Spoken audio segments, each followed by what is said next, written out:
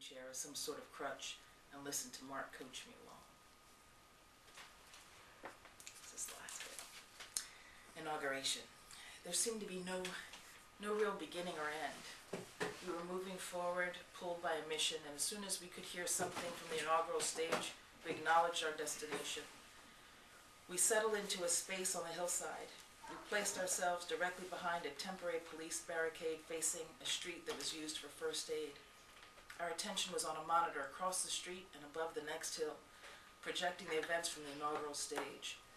We started moving again when Barack finished his address and the poet began.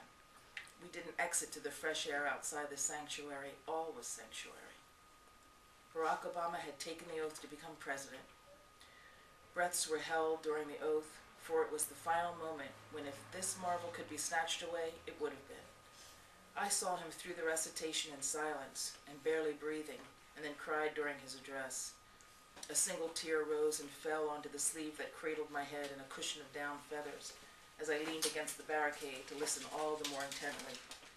Inspired by his love and stirred to want to help others, I wondered how I might get my additional hand warmers and blanket to those lining the curb waiting for rescue from hypothermia on the other side of the barricade. I imagined that if 100 of us did something to help them, we could have guaranteed their survival. I had a bottle of water. Could that have helped?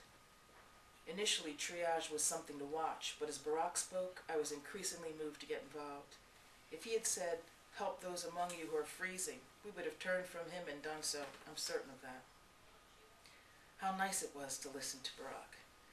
I hung my head and leaned against the fence and just listened to every word.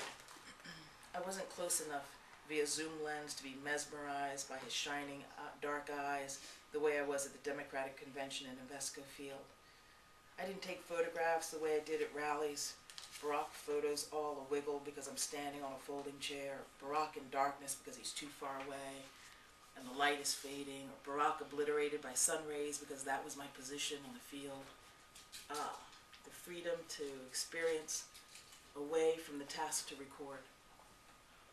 I had a movie camera, but a movie of Barack speaking at a distance through a screen didn't have to be lengthy to be of value.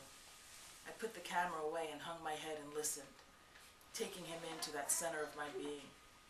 Everyone else around me was doing the same, save a child here or there pushing their foot against the ground in a game of pushing the foot against the ground or playing with some imaginary attraction. He was filling us with pride so we could try to go forward amidst all the gloom of the economy. He talked about folks cutting their hours so others wouldn't have to lose their jobs. He talked about being saved by nurturing mothers. Some of us were there after losing our jobs while others had lost homes. Some had family away in Iraq or Afghanistan. I lost my job as winter entered in 2008. The January of this inauguration, I took a significant, albeit temporary, pay cut to prevent layoffs in my new place of work. My son graduated from Chestnut Hill College in the spring and by winter had still not found employment. He was without health care, with a hernia and knee injuries. My sister's monthly mortgage payment increased by 1/3, and Mark's employer, an automotive dealership, was sold, leaving his position uncertain. It may have been the phrase "icy currents" that made me cry, I'm not sure. I think it wasn't so much what he said, but simply knowing.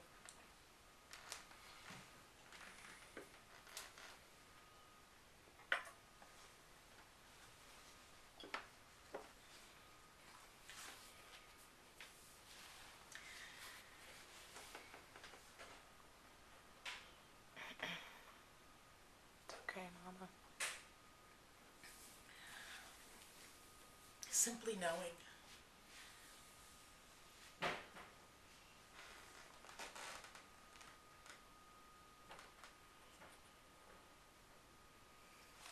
Come on, Mark. Come on. Last couple lines. Simply knowing my work was done. I wanted him to be the president. And now he was.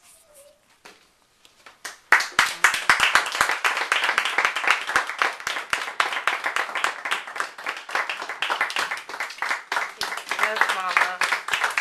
Very, very.